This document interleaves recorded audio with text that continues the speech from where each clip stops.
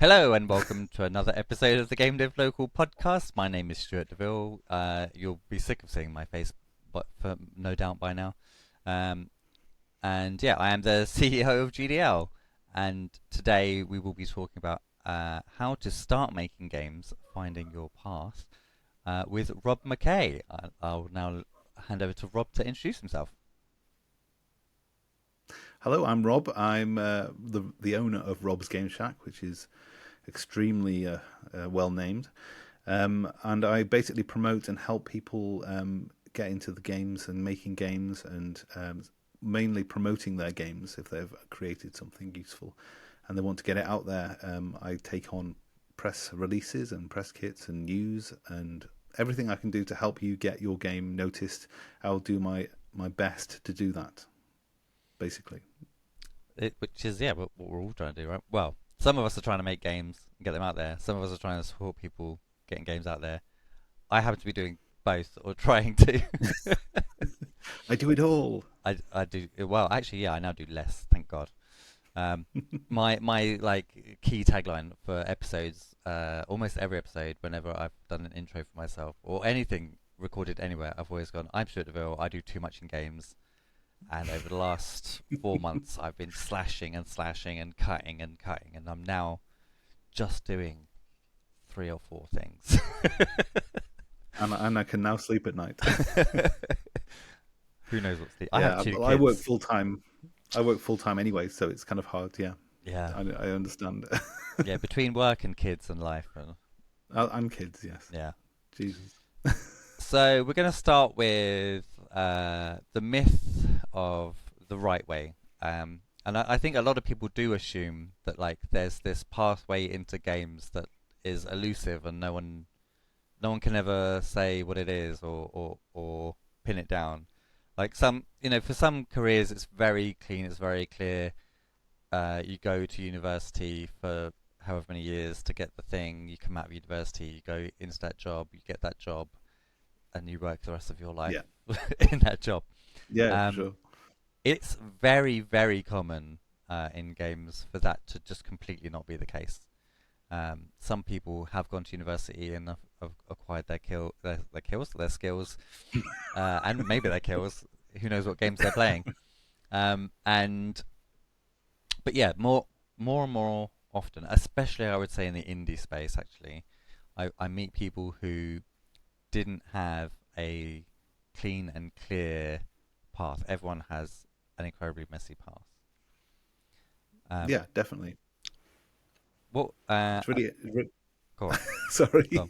I was going to say it's really interesting watching people come in because they're all coming from different perspectives. Mm, And I see a lot of people coming from my end of web development because they've already got that coding kind of right. ability and they're trying to do something a bit more creative with their skill set. So it's interesting. And then you've got the artists who are coming in and they create this amazing art for the game, but they haven't got the coding skills and they're trying to struggle their way through making things work and things. So it's really interesting seeing how all these different people come together into making games.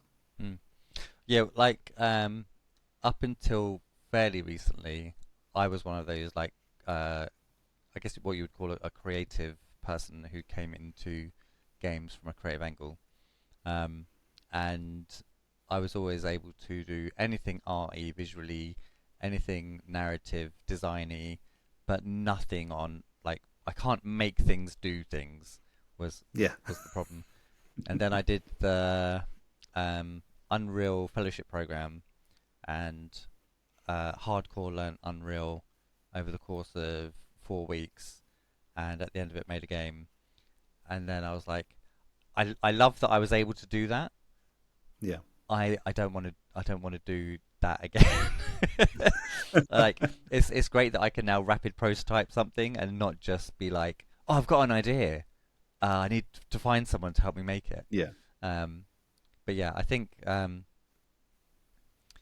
we've seen this a lot. Like people come across from other disciplines. Like I say, I started out as a freelance artist, creative before I found my way into games, and that's how I found my way into games.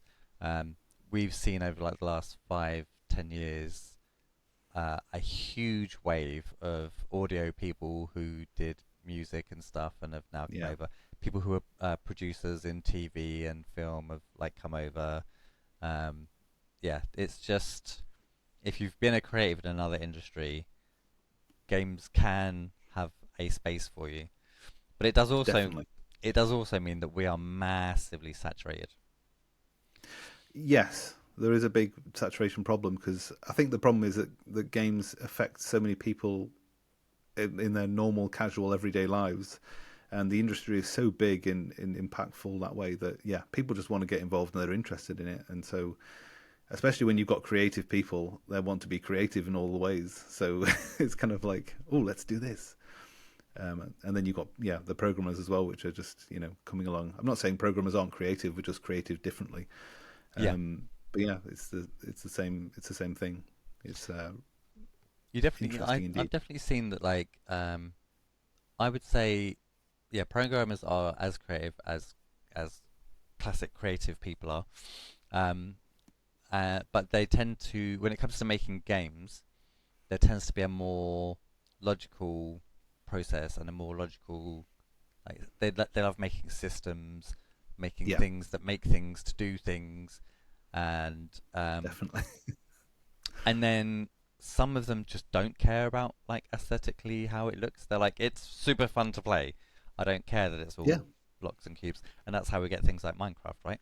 And then you have yeah, people who love making art and making things look beautiful. Um, and so their games tend to be a lot more narrative driven and all about story and how beautiful the lighting is for the game. yeah, But then it's hard to find substance in the game, like it having a purpose other than just looking good and being a wonderful place to hang out. yeah, But all of definitely. these things obviously mean that we have a massively diverse range of games, different styles, different moods, and genres that have just popped up left, right, and center. Well, I think being a game developer now or becoming a game developer is the easiest it's been ever. Oh yeah. Like if you go back, say, 15 years, that was really when kind of like before then there was nothing in universities, for example. There was Hmm. no one saw it as a serious option for any kind of like career. I remember when I was in back in the day in 1998.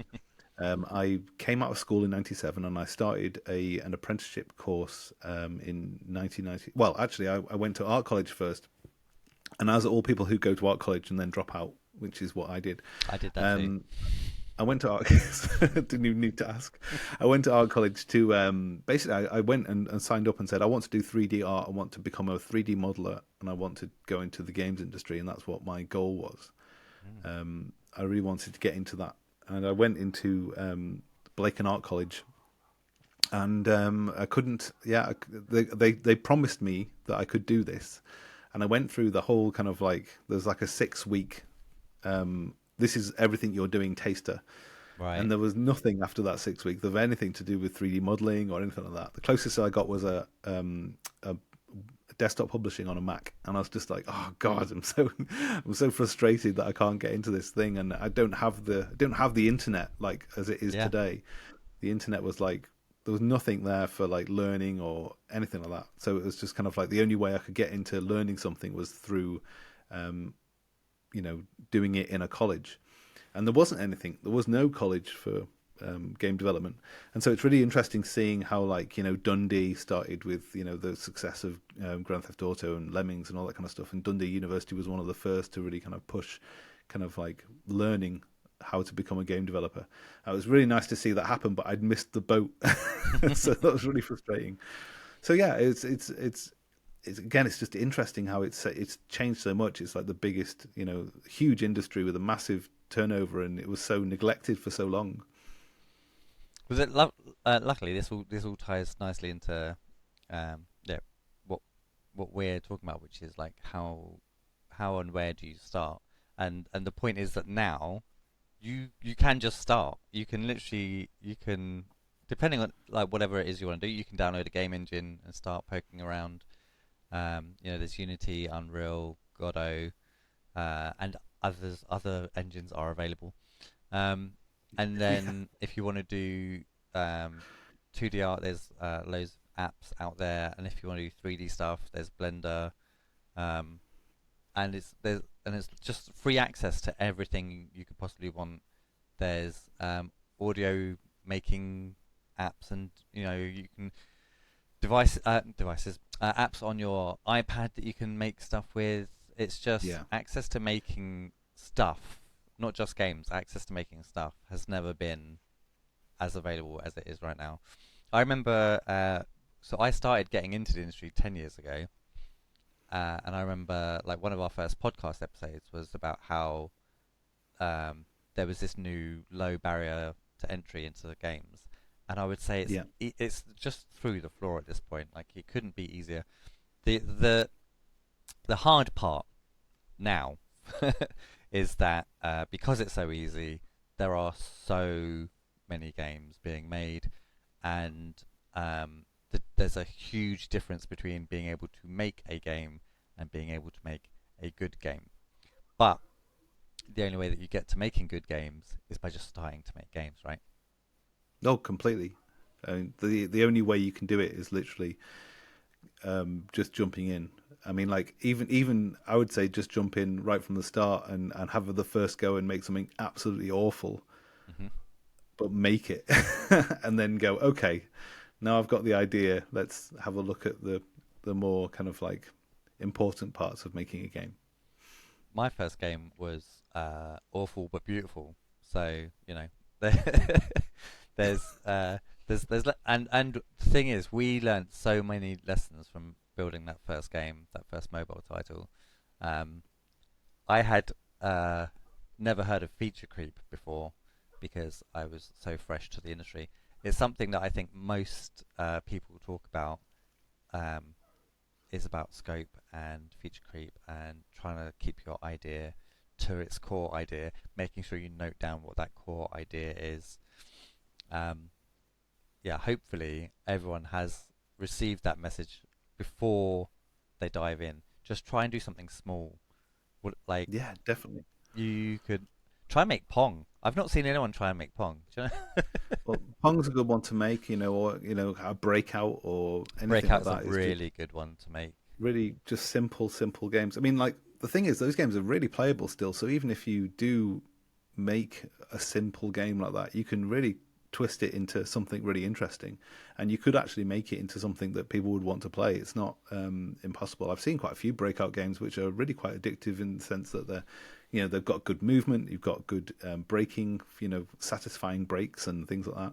So it's all about how you polish the game and how all that effort you put into making things feel good and what makes you feel good when you play a game. You've got to think about that.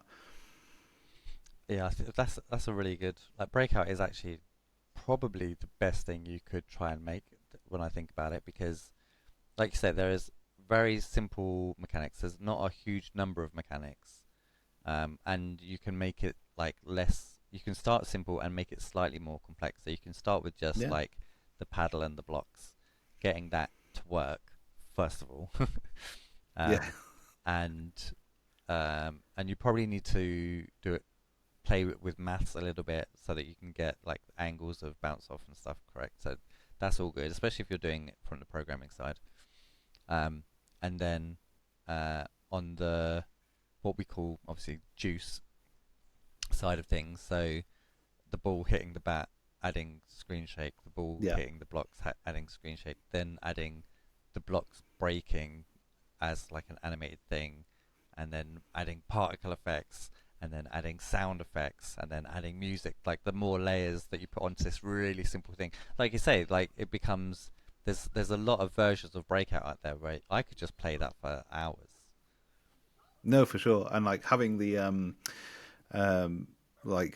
bonuses and things dropping in the game Yeah, and making rows explode and all that kind of stuff. It just keeps growing, and you can just make it from completely simple to completely, um, very complex. But I think you touched on something really interesting, which is that the juiced area, I believe, is the hardest part of game development. mm.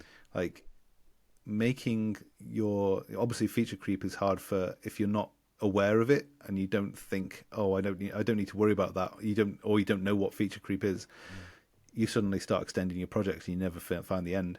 But I think actually making the game feel good to play is really a challenge. That's the thing where you're getting the real kind of like minutiae of balance and everything. It's something that still escapes me, but something I'm really interested in becoming good at. I'd love to. I kind of feel how it. You play a game and you're like, oh, this feels really good. Why does it feel really good? And you look at like, oh, well, the movement is great. The combat feels nice. You get great feedback, and you've got to kind of like take that into your own development process as well. And it's just really hard to kind of picture it. And you've just got to prototype and try and try and try and keep tweaking to make it Definitely nice.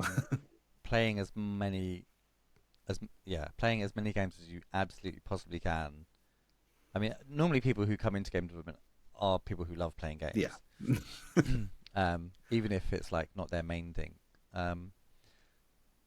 Like for me, I've recently been playing Hollow Knight, OG Hollow Knight, and now Silksong, and Team Cherry is just, they lay out a masterclass in how to make a simple game that is layered and just feels so good to play. Like Yeah. I've always considered myself someone who hates games that are hard, but Yes. Hollow Knight really, it's such a smooth curve, and they hold your hand without you really. I mean, if you're not a game developer, you don't know that your hand is being held. I was playing it being quite aware. I was like, oh, that's nice. Yeah. They've taught me how to do that. Yeah. Yeah. And then like you're taught how to do these 3 or 4 things, and then they go, oh look, here's a really hard thing that you need to do with all of these like 4 or 5 things that you've learnt to do in this level, and here's a thing that you need to collect, and then everything that you've learnt comes into a boss fight, and you're like, oh my god, actually I know how to fight this boss. Oh, this was Yeah. pretty good. Like, um, oh no, I get it now. Yeah. and then they level. I would say that they level the hardness with the enemy's movement timings. It's I could rave about it endlessly. I didn't think I would enjoy playing it so much, but yeah, as an example, if you want a masterclass in what a good game is, can't go wrong with a bit of Hollow Knight. Yeah, and you've got to look past the initial layers of it. If you're looking at it as a gamer and just playing the game, and you might think, oh, I don't like Hollow Knight or I don't like Silksong. Actually, if you look past that and look at what they're doing to show you the way or show you how it progresses, that's a really good way of taking that into your own kind of like development as well. I mean, I've also been playing Hollow Knight and Silksong and being destroyed by it because obviously I'm an old man now and I can't play computer games. But yeah, it's to be honest, I was really shocked, as an aside, just jumping into Silksong and feeling the movement of the new character and the background and the way that they've done their parallax is just like there's no one who does it as good as that. Yeah, I did the same I thing mean, because I went straight from playing Hollow Knight into Silksong. I was like, well, I'm not gonna like play Silksong without playing Hollow Knight first. yeah, So yeah, dive straight into Hollow Knight, and then because I did it so directly, I literally completed Hollow Knight and was like, following morning, Silksong, I guess. yeah, today is Silksong day, and then yeah, so I really felt the difference in like it's so subtle, the difference in the character, how you play with Hollow Knight and how you play in Silksong, like is so subtle, but it's enough that like you literally you've learned a lot, and it does help you if you have played Hollow Knight playing Silksong, yeah, but definitely. it's still like the difference is just enough, and in such a beautiful little way. Like even the fact that down attack is angled. Angled, yeah. Oh. Honestly, I could rave about it. I probably we will continue to rave about it as we carry on. Possibly, yes. Yeah. So as I think hopefully we're providing some something people can follow along with here. So there is no right way into games. Um, if you're gonna start, if you're trying to start, just start. Um, Start small, make something small, make something simple. And in fact, like we talked a lot about how you can make breakout, but actually, um, I would say the second that you've got that paddle and you've got those bricks and it's breaking and it's working, um, that's it. That you've finished Yeah, you've something. done it. Yeah, you've Yeah, done yeah, it. Congratulations. Like, yes, you can yeah. learn more. Yes, you can polish more. But well done. You've made your first thing. And whether or not you do polish that, or whether or not you're like, well, okay, cool, I kind of get the gist of it, and I can start making other things. Um, what I was after you've made like 2 or 3 games, what would you say would be your next step? Game jams. Game jams, nice. I would say game jams, and whether you do it solo or with a friend, um, just that community of there are some really nice communities of game jammers around, Hmm. and just being able to have that. It has that thing where it keeps you accountable of doing something. You said, okay, I'm going to do this game jam. I'm going to do it, and there are other people, and I've said that I'm going to do it with them, and it gives you that motivation that you've got other people around you, and everyone's really encouraging and very helpful. So if you have a problem or you have anything like that, people will step in and go, "Oh, just do it like this," or maybe look at it like that, or there's it's a if you're open to the community, it's a massive learning like sponge area that you can Hmm. just absorb everything in. It's a really really good way of getting experience and just seeing what other people do, and especially the more experienced people, you can learn from them without having to worry about even like just even with worrying about finishing. You don't have to finish a game jam. Yep. You don't have to do it. You learn so much just from being in one and trying to develop something in a time frame that it's just worth it. I mean, there's loads of game jam games that come out like half broken and semi working, and then there's a lot of game jam games that come out like that, and then they are taken on to the next level. I mean, like the idea is being born and the passion is there, and then people pick them up and start making them better and making them more. So I think game Definitely. jams are a really good way of doing it. Um, Yeah, I think there's also the yeah. There's a couple of core benefits from game jams. Um, I always love. Obviously, we host Global Game Jam site every year, January February time, um, and we tend you can do it for a week. We tend to do it over the weekend, so that it's not. I mean, it's a bit more intense because it's a shorter time frame, yeah, but also it's kind of like it's intense, but it's done. Like I do feel like sometimes spending a week in a game jam, you're like, oh my god, I've been stressing over this yeah, thing for a week, and my that's true. Yeah, there's not my life doesn't consist of anything else. Um, but yeah, and obviously we do. I say obviously, it's not obvious, but we do a in-person location game jam. There are thousands and thousands of game jams that happen throughout the year. There's a game jam calendar, I believe, hosted by Jupiter Hadley, um, and it shows like there's literally one starting every day, in some cases 2 a day, and they range from lasting a couple of hours, like an hour, to a couple of hours, to a couple of yeah, days, couple of weeks, couple of months, um, and yeah, I would say some of the core benefits, especially if you go into in person, is you get to meet the community face to face. You get to bond with people. You get this like knowledge share. Like I've never been in any community where people are more friendly, um, yeah, and more open to just being like, oh, I guess because you're all in there around a shared passion, and it's easy to get like, oh, you do that, I do that. This is great. yeah. Um, and I've seen many game jam teams go on to become like little studio teams. They start their own studio. They try and work on their own thing. Um, and they're yeah, a few of my closest friends are in studios that they created that way. So yeah, game jams are absolutely perfect just for finding people to do your thing with, because the other side of game development is that the lowly author, the solo dev who just tries to Yeah, do it all in their bedroom, and which I've done.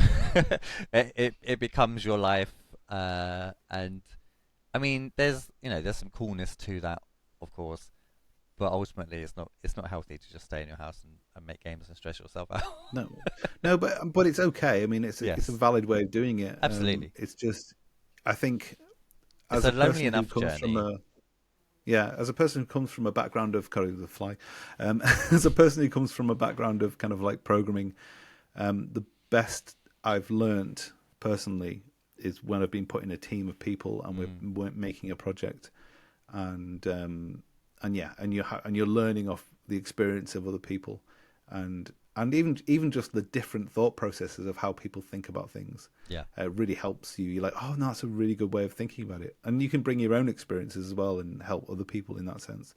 But yeah, definitely, I'm not the most social person in that sense. So yeah, I wouldn't necessarily be running out into like extrovert mode and going, I'm going to join the game jam, and it's going to be the best thing ever.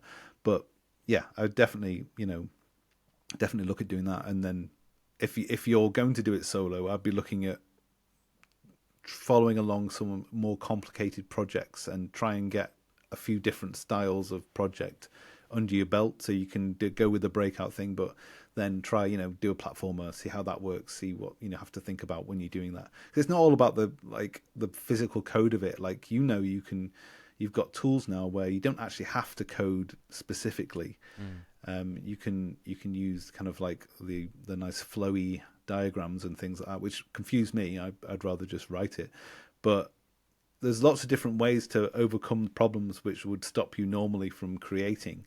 But I think getting experience in doing different things after you've done your initial breakout, for example, yeah, is a good way just to expand your feeling of what you want to make. I think yeah, finding what you want to make is probably the another good thing to think about as well. Is how do you want to go, and don't try and make COD. Basically, is yeah, the yeah. I think also, like, if you make something small and you complete it, um, that can give you momentum. That can give you like this sense of like, oh, I can achieve. It's achievable. I achieved it. I can yeah, do the next thing. definitely. Whereas, yeah, um, the the graveyard is littered with people who are like, I'm gonna make this huge thing. In fact, the first game I tried to make before we made our little mobile game was just this massive, sprawling, multi-leveled. It was monstrous. I spent months making like assets, just endless amounts of assets, and and every time we had an idea, we tried throwing it into the game. We had the only thing that I remember like so lovingly is that we made um, the Matrix bullet time. Ooh. So you were this simple little like kind of minions. The Yeah, character yeah. kind of looked like this little bullet being minion type character. Um, yeah, and it had this staff and it did the um, jump up. If you got swarmed, it jumped up. It did this like, and the camera slowly came round. Ah, yeah, that was like, but we got to that point and and everything was breaking. Like everything else was breaking. We had like this. We managed to get this like one cool moment. The enemies like kind of worked and like gates were locked and you were able to get keys. And uh, but um, it meant that we were just burning out. We spent basically I think it was like 6 months, and we were getting nowhere fast. We were doing loads and just going like, what are we like? Where this is never ending. And then we took a break, um, and I was like, I don't know, I've got this other idea for this simple little mobile game thing, and I reckon we could knock it out in 2 weeks based on my now vast knowledge of how painful it is to make something big. Um, and we slipped into hyperfocus basically, and 4 months later, out came our little mobile game. It kind of reminds me of Hello Games, that, because they started with was it Joe Dangerous? there was a little their little game where you basically it's like a film studio and you're doing stunts for a film studio, and it's literally like a side-scrolling um, fun little thing. Yeah. And then their next project was No Man's Sky. And it's kind of like, Right. well, I think they did Joe Dangerous too, but the point is they were able to fund their massive dream. But we all know how No Man's Sky went. It was like super hype, Yeah. huge, Overhype. massive promises, and then it just like died at the start, and then it's now they've worked really hard on it, and obviously it's back to where it should be. Yeah. But it's just yeah. If It's they'd started on actually No Man's Sky though, I think they would have just completely destroyed themselves. yeah. The No Man's Sky is actually like quite a testament to even if you fail, like you can still Oh that yeah, doesn't have completely. to be it. That they could have easily gone, oh well, that's fudged. Yeah, Let's leave the industry. yeah, let's, exactly. let's Let's go just and duck out, we like made bow some out. money. Let's go and hide somewhere so no Yeah. one can find us. Um, it's it's also a really good tale for like how to or the reason why you need to manage your hype man. Your hype man can't be out there writing checks that you can't cash.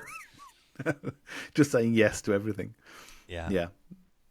No, but it's just interesting with the because they had those small little things that they polished quite nicely. It was a good. They were good games, the Joe Dangerous games. I'm sure it's Joe Dangerous. I've got like yeah, but they were really nice games. And then to go from that to something completely different was really cool, really interesting. I And think and that's the other thing so yeah, like obviously like we're saying, start small, complete it, keep your momentum, and then what what what do you use to keep you going after that? And it's looking at there's a tendency to look at what's being made right now and go, oh, that's quite popular. We should make one of those. Um, the reality being, it's already being made, and if the trend is, or if you're looking at it and the trend is already there, you're too late. Like you should have been yes, making this game months ago. It should be close to release now, and you'd be on the right track. Um, yeah. I chasing, think that's a false thing to be thinking. I think it's very dangerous to be thinking like that. I mean, even in any kind of industry, like especially within like if I'm making a plugin, for example, for WordPress, which is something I do, it's been made already. It's always been made. mm, The thing is that you can bring your own personality, your own thing to it, your own best way of doing things. For example, let's look at like in gaming. If you look at for recently, I played through Lost in Random, the Eternal Die, and that is basically Hades. oh, nice. And um, they've made it their own. They've taken it. It's like a sequel from their first game, which is Lost in Random, which is a completely different idea. It's more of a third person adventure with the same kind of combat. But anyway, the point being that they saw a model that worked really well. I'm sure they were inspired by Hades, and they've got that dungeon running style of gameplay with their own twist on it. You know that basically they've got a dice companion that you can roll, and then when the dice rolls on a certain number, certain things happen. So it's a Okay. really interesting, cool way of doing it. But the amount of polish in that game is incredible, and the voice acting from the first game and the second game are just like amazing. So it is if you can do your own thing and you're inspired by something, it doesn't mean that just because it exists you should be scared of doing it because Mm, everything exists. yes. and that's and you should definitely reach out to just be inspired and take that leap. I think obviously you should keep your expectations in check, because obviously if you're going to say, well, I'm going to make Hades, and these guys are Supergiant Games, they're good at making these types of Yeah, they're games. pretty good. So it's like, yeah, you want to make sure that you're not shooting yourself in your foot with your ambition, but definitely be looking at what people are doing, what things are happening. I've for years I've really wanted to make like a little rocket game which uses gravity, and basically it's the classic rocket game where you're flying around a little kind of cave, and you can. I always loved that game on my friend's what did he have? Like, I think he had an Amiga or something like that. And we used to play this game for hours, where we just play these little gravity rockets flying around and shooting each other. And I've always wanted to remake that, just because it tickles my. There's this thing about kind of gravity or physics games that I Mm. love getting just right, where you've got just enough boost, and you make that shot. It's like playing Tribes 2 or Tribes Ascend, where you've got the projectile weapons that you have to aim just before where the person's going to be, and you get that really nice kind of like satisfaction of playing the game because of the way it is. But yeah, like I would love to make that game, and I know it's been done. I keep seeing it every like month or so. There's another game come out, and it's another little rocket game, and it's all done differently. But it's just, again, it's just like I need to think, oh, just make it, and That's like the it'll be fun. zero gravity racing game. Um, oh no, I'm not going to remember the name of it. Super famous PlayStation game, Oh yeah, yeah. Wipeout. Wipeout. There we go. Wipeout. I've seen so many people go, "What? Why don't we have a new Wipeout? Who's bringing back Wipeout?" And then a couple of years ago, I saw some guys were doing it, and I was like, "Yes, yes, bring back Wipeout." Like, why wouldn't you? I've not seen what happened to it though, which is maybe maybe this is my sign to go hunt it out. But yeah, like you can absolutely, if a game was good once, it can be good again. Um, for copyright reasons, you probably do want to make enough of a different Oh game yeah, that it's not. completely. Um, That's why we have gaming genres, is because yeah, that's the way the game kind of core mechanics work, and yeah, you can take those core mechanics and just make them your own. It's just when something like, even like the auto shooters and auto games that have hmm been going around, like Vampire Hunters and There's all those kind of Metroidvanias, the things. endless Metroidvanias. Then Yeah, there's the and all that kind of stuff. endless card-based games. Yeah, Um, there's loads of card-based games recently, so many. But and yeah. Shroom and Gloom are doing it really well. Oh, They've I taken the love card. that. Um, They've taken it so different, like with the first person style of thing, and just amazing. yeah, the art style for that is just crazy. Yeah, So good.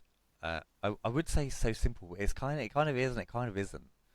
Um, yeah. Well, I think it's good because it looks simple, yeah, but like if you've ever been in like Unity or any kind of engine developing something, yeah, getting your an your brain's engine to going, do that for you. okay, how do they?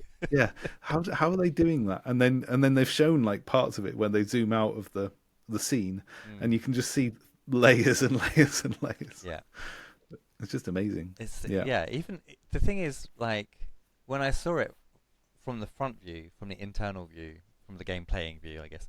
Um, I knew that if you pulled out, that's what it was going to look like. yeah, But I was looking at it going, but it can't just be that though, because no, if it was just that, it wouldn't look this like it wouldn't move this way, it wouldn't look this good. And then they pulled to the side, yeah. and And I'm the like, lighting as well. I always find that the lighting's really nice in it, and it's all yeah, really well. it's not just yeah. Again, like there are so many good games out there. If you want to make games, go play games. 100%. Yeah, I spent um most of my childhood playing games, and that gave me like a really good. In fact, I think it gave me initially a false idea that I would be good at game development because I had played games. But you have to actually play games with like a bit of a critical eye. You probably need to have made at least one or two games to yeah. understand what it is that you're seeing, or what's Schnell's game designer's book? Is it Schnell? Book of Game You're Design. looking at your library now, aren't you? I am also game design through a lens. Games through a lens. Um, yeah, that like once you understand some of the design choices, some of the even like I mean this is why games is amazing because there's also psychology in games. There's things like when you play games like Mario 64 and you think you're really good at platforming, actually the game allows, like, you pressed a little bit too late, but the game goes, do you know what? Close enough. Okay. And you don't drop to the Exactly. floor. You actually do jump. Um, Yeah. and then obviously that allows for people who are speedrunners who are really good at knowing and abusing the fact that the game does that.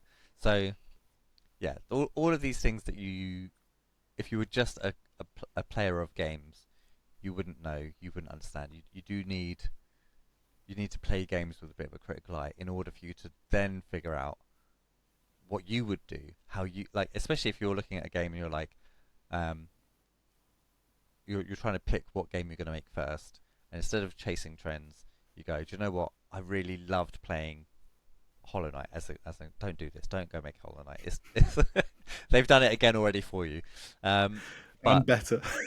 yeah, oh my god, I didn't think it could be better.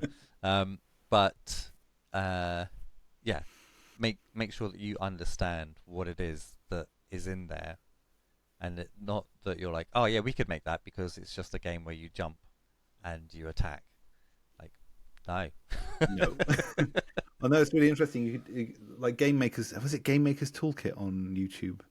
And he critically takes apart games, and you get more of a kind of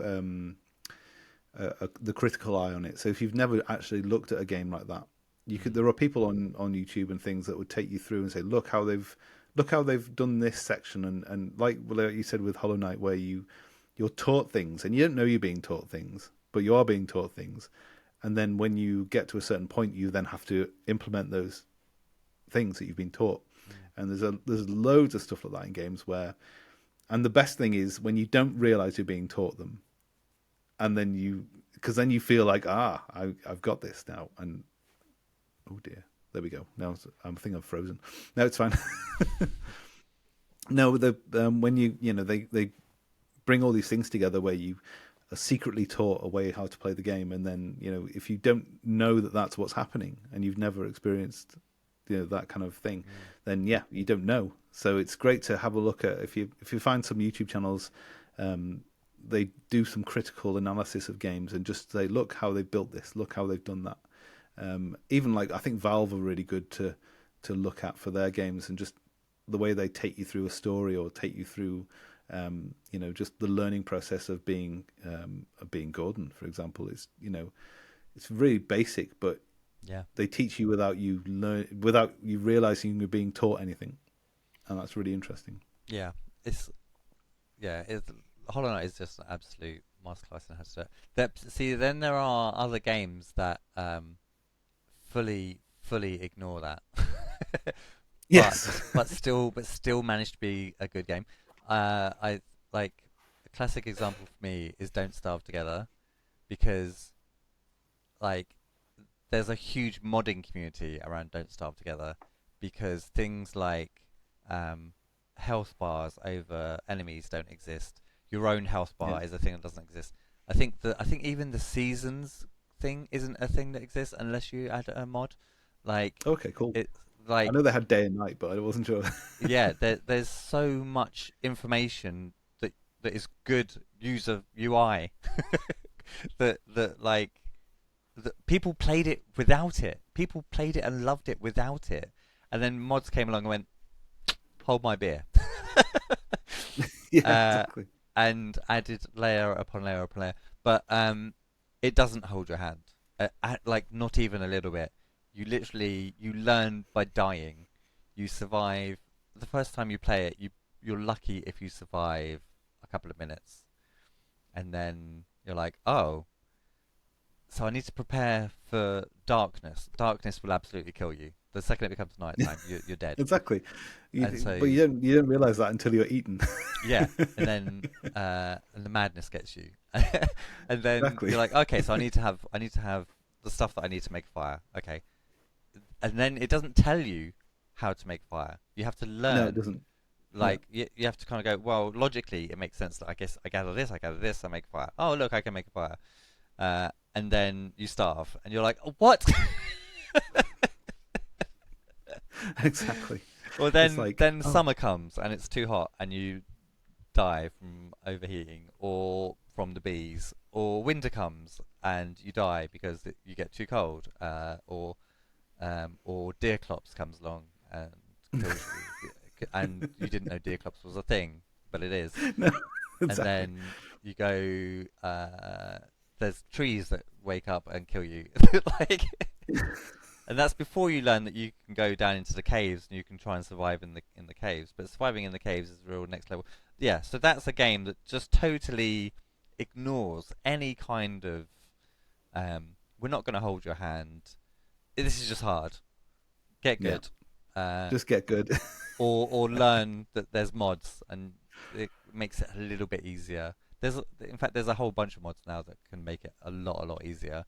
But I think you ruin it for yourself. There's a handful of mods. If you're gonna go play Don't Starve Together, this is for you. There's a handful of mods. Grab those. Yeah, Enjoy your time. Yeah. So don't chase trends. Is what we're don't saying. trade. Definitely chase, like, if you have a passion for a thing. I think not only will that lead to good things because your obsession over making it a good experience is there, but also the passion and the excitement will mean that you won't just quit and give up. You'll actually try and get to a point where you can finish. Yeah, definitely. Yeah, and don't be scared if something does exist to try and remake it, because there's always a Because new everything way to do things. exists. Because everything exists already. Yeah. I think I would love. I'm trying to think of the last time I played a game where I was like surprised, where I was like, "Oh, I've not seen that before." But I like you, I am very old, so finding things that I haven't seen before is a real mission. I have to literally have someone go, have you heard of this? They do this. I think maybe Portal was a big one. Oh yeah, Portal was a big one actually. That was a new way of looking at things. Yeah, being able, and then we got there was a small stream of games that came from twisted perspectives and going through one doorway, expecting something to happen and something else happening. Um, there's one that did it with, um, is it you play as a nun? I Oh, didn't know that one. it's like a fairly recent one, and there's a room that you go into, and when you go into it, when you go into it, you notice that there's like other ways out of the room, and if you go out of the room through one of those, you're actually back in the room from one of the other angles, and the side is now the floor. Oh right, yeah, yeah. That reminds me of Dark. If I'm you not gonna remember remember. Dark, Um, I think I remember Dark. The name rings a bell, it's but spelled with a the Q at the oh, end. maybe I don't know it. It's it's basically a platformer where it's a puzzling platformer, where horror platformer where you kind of Right. in this Tim Burton-esque kind of environment, and it's like a dream. So you end up, things turn, and you can walk up the walls and to Mm. solve puzzles and stuff. It's Up interesting. becomes down, left becomes right. Yes, he got a lot of awards for it, so it was a very good game. Yeah.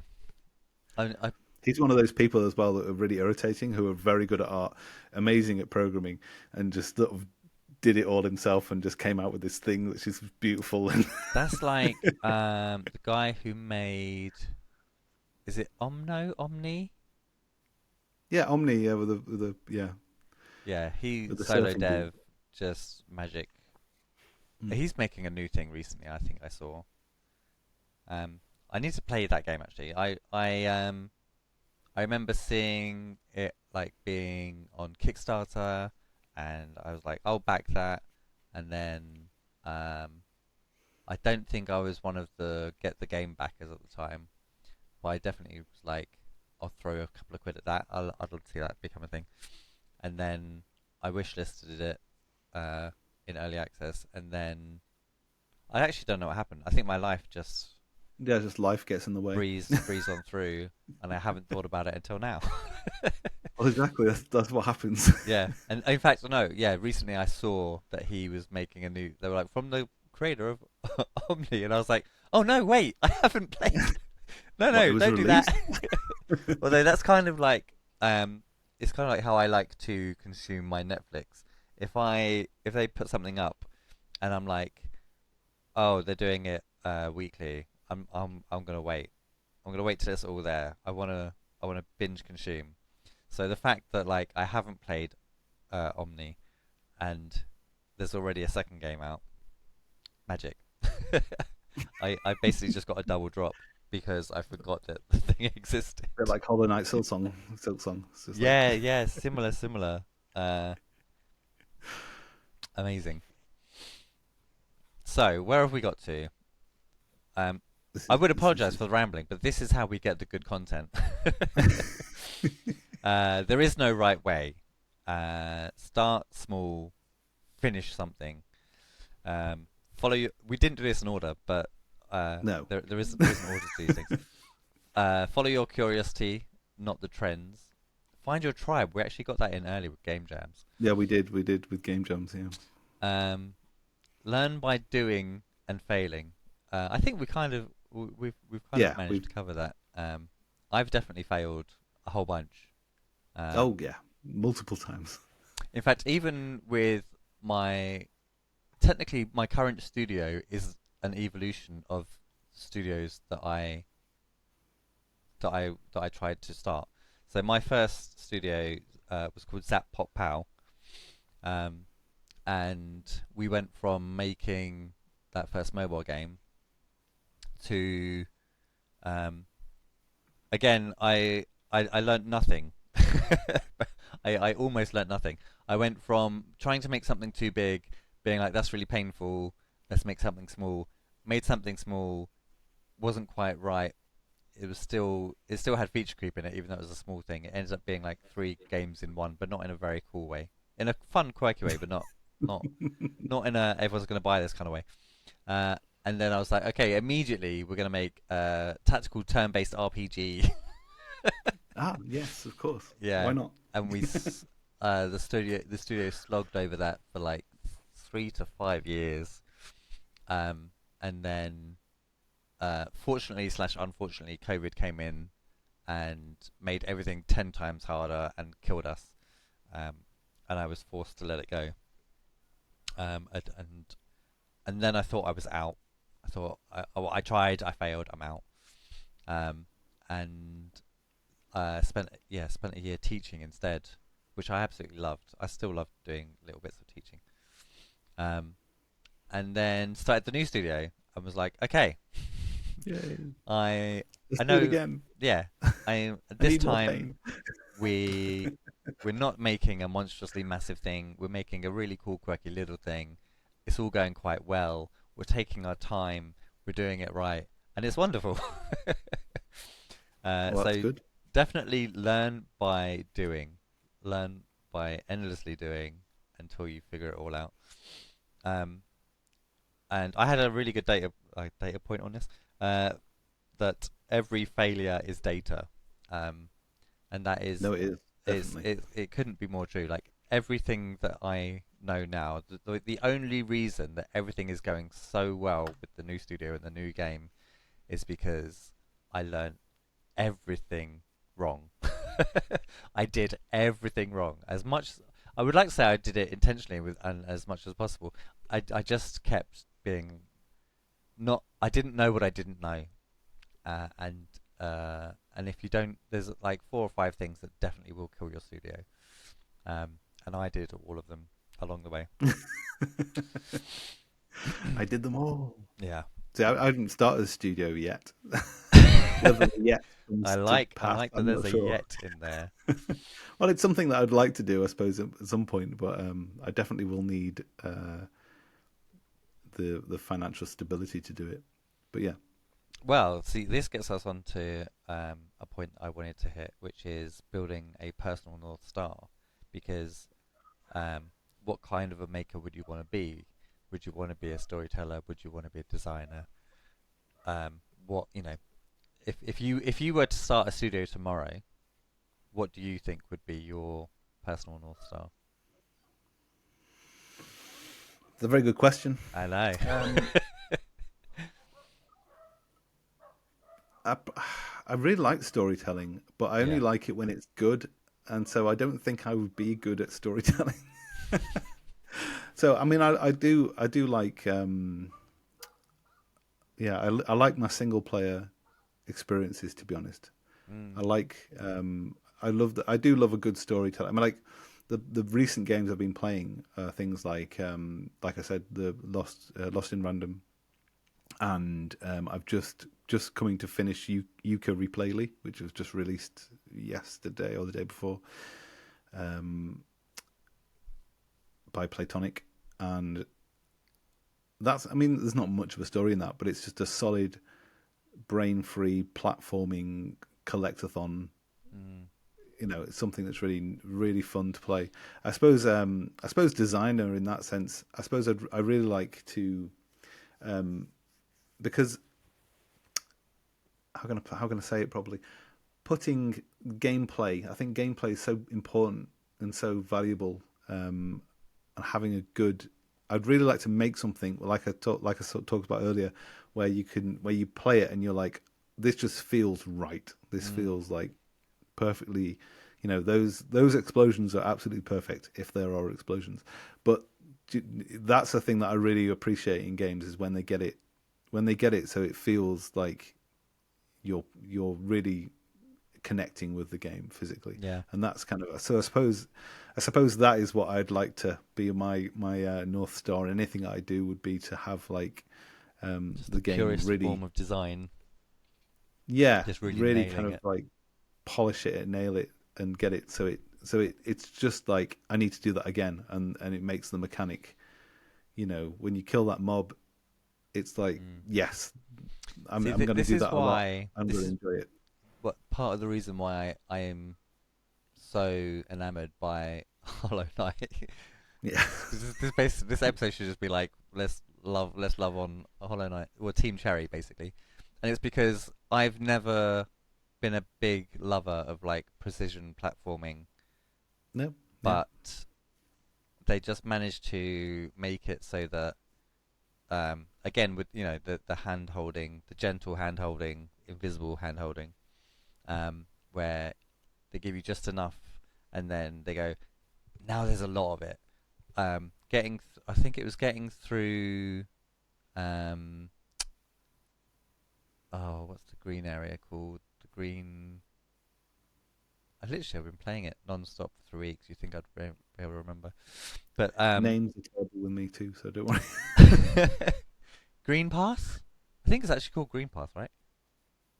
Could be. I Um, can't remember either. and yeah, it gives you that just this little bit of like you need to get good at being like double jump dash, um, and then it goes here's an entire maze of stuff where you have to get that perfect. And the same with being you have to deflect downward deflect to ping ping ping across something, and then they go and here's a great expanse where you have to do that like 700 Yeah. times, and not only sideways but with a double jump and a dash, and then you have to do it vertically. Uh, if someone had have said to me like that's going to be in the game, I would have gone, I'm not, that's not my kind of game. I'm not playing that. But Yeah. they do it so well. The design, yeah, the design, being able to design something that well, that even someone who hates that in games was like, "Ah, I'm really good at this. Yeah. It pays off, I'm, doesn't it? Because it feels like yeah, it pays off for you as the player. Like you feel like I've achieved it. I've done that. yeah. And I've that's the thing grown that as a yeah. player. I've entered into new genres. Yeah. I Exactly. what's also crazy is like so yeah, I consider myself as someone who loves like story and narrative and all of that kind of stuff. Um, but in Hollow Knight, I was just like blah blah blah blah blah blah. Get me to the next boss fight. Get me to the next thing. Get me like I just want to like yeah, I get it. There's a cute story underneath here, and I'm sure people who love that are going to be raging in the comments right now. Yeah. but Possibly. but but yeah, so it literally converted me from someone who just story based narrative driven games. So I mean that's we're making a narrative driven puzzle game at Fribley, um, because I love that stuff. Um, and I spent like 5 years creating the backlog of lore and world building, and so it would be a real waste if I didn't put that in the game. If it Yeah. suddenly just became a precision platformer. Um, yeah, my North Star is still to this day actually is storyteller designer.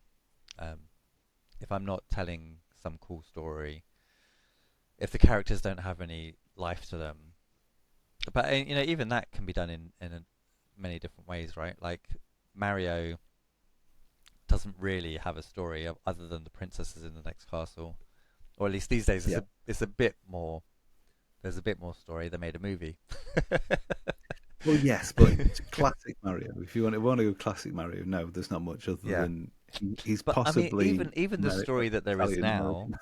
it's still the core story from two guys who were plumbers pulled out of pull, pulled into the world of what it, do we even know what the world is called?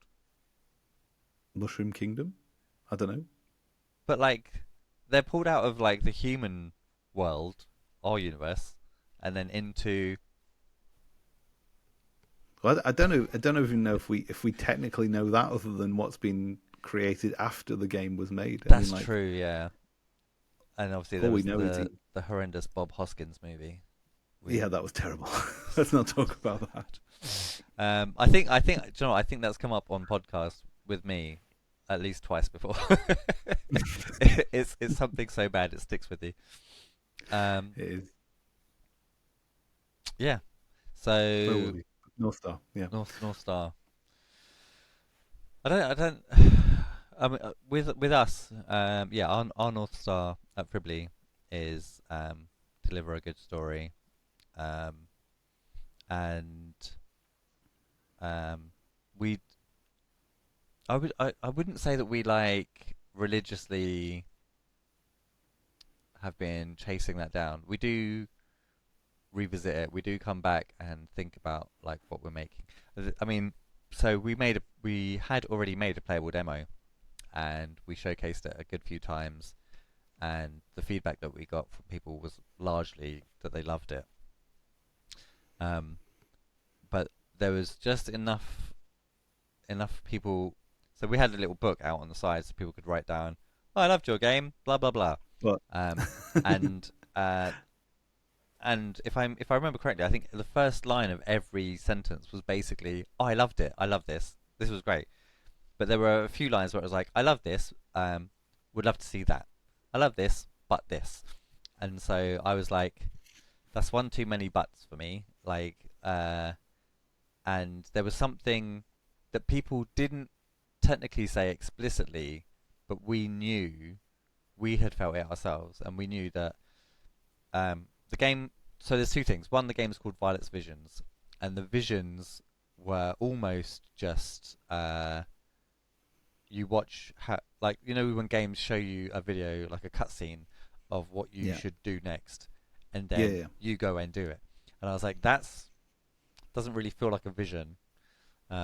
And the other thing was like it did like for a game that is steeped in magic, when you performed magic, it still just felt like clicking a button. And so we were like, it can't like it needs to feel magical when it like even if it is like a click of a button, that needs to feel really magical. So we went back and revisited all these things. We also did a whole bunch more research, which I don't think enough studios do when you're looking at changing things. Instead of just going, "Oh, we should change that," you should actually go, "We think we should change this. Let's do a bunch of How can we do research." it? Yeah, let's really look into this. Like, if we're going to change this, like, what are we doing? Yeah. Um, and that's what we're working on now. This like 2.0 demo. Um, yeah, so it's really Yeah, good that's the G to section again, isn't it? That's like the making sure that you've got that connection between the player and the character. yeah, massively important. It's especially once you get into the flow of things, it's really easy to just be like making the game, and to not check in and be like, are we still making the game that we think we're making? Yeah, Has exactly. because like little ideas can and do and will sneak in. You can absolutely end up making something that you didn't intend to make, and sometimes that can be good, that can be great. But if you haven't got any check-in touch points, then risky Yeah, business. exactly. Risky business. For sure.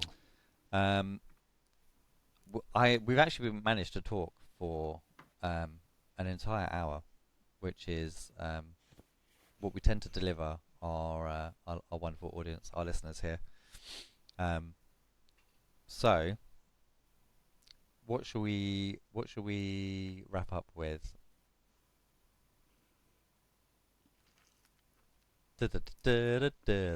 Probably stay in love with the process is quite good. I mean, like, Yeah. well, I've got to have a meeting at 2:45, so Gotta get close. yeah, exactly. Yeah. Yeah, staying in love with Um, the process. I mean, for me, that's kind of always been the easy part. Um, if you're in games and you don't love making games, what are you doing? yeah, I think that's a big thing. I think Yeah, it's very easy to become demoralized, though. that's I think true. finishing that game, Mm, finishing that first game, and finishing any project you're doing is really inspiring to be able to say, look, I've finished this and I've done it. I think that, like we said with momentum, I think it's important to have that momentum because then you can feel like you can get to the end of it. Because building a game is, even the small games, there are so many things you don't think about until you're neck deep in mm, the reads, and then you're suddenly like, oh, that and that. Yeah, it's yeah, just like it can become just overwhelming, like you've found as well in that sense. yeah, yeah. I think it's very good to as we've already said, like to regularly check in with yourself, but to realize that like um, time can and will fly past, um, and you don't want to wake up one morning and be like, I've been doing this for 2 years and I'm miserable. So you want to make sure Exactly. that you're making a game that you will love. You want to make sure that you love the process, whether it's like the design process. If you're not obsessing over like the little design details as a designer, if you're not obsessing over like what the player's feeling, what feedback you're giving the player to make sure that they're feeling the feelings you want them to feel, and that they're Yeah, not yeah, just feeling frustration, um, or that they're feeling frustration because you wanted them to feel frustrated at this point. Dark Souls, we're talking about you. yeah. That was painful. I don't want to reopen those wounds. Yeah, yeah. You have to find what you love about. If you want to make games as a if making games is your passion, you need to be making it from the point of the bit that you love.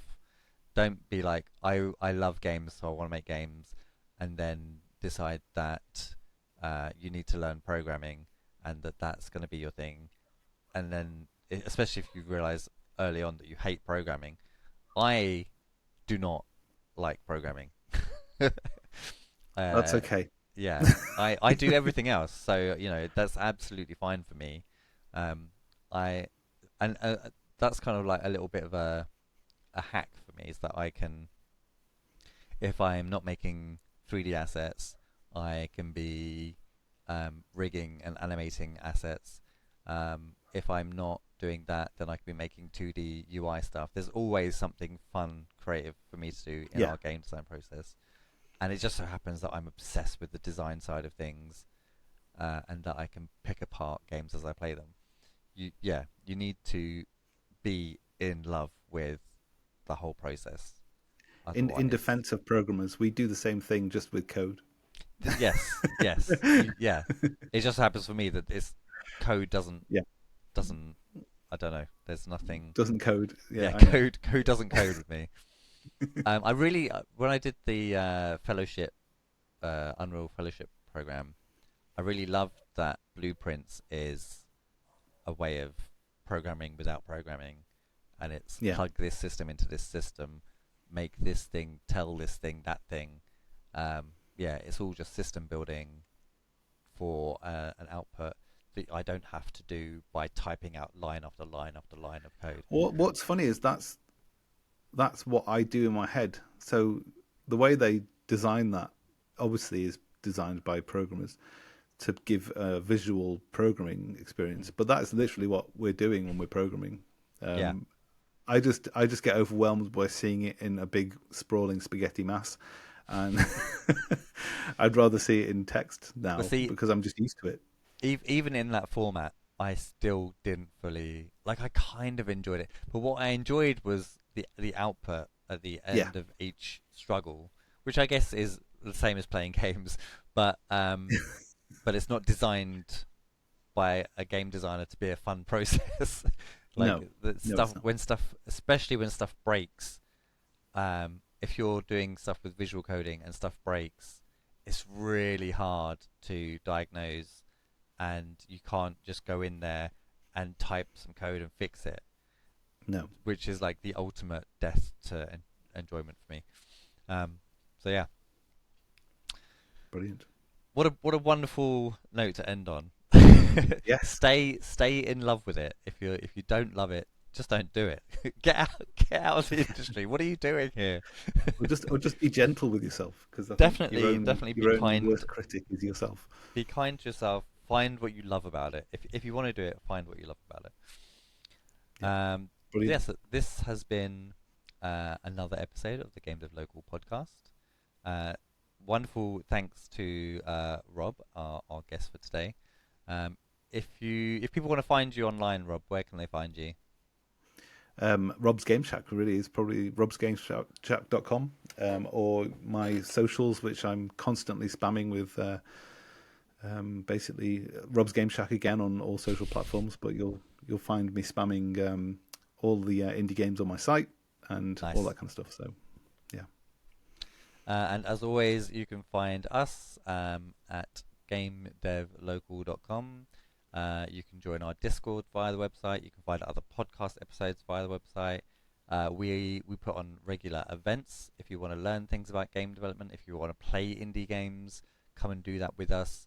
And Global Game Jam will be 2026 January, so you can learn all about that if you're in our Discord. We post lots of stuff about what we're doing and when it's coming up in the Discord. So yeah, thanks again. Until next time, bye bye. thank you very much. Bye bye.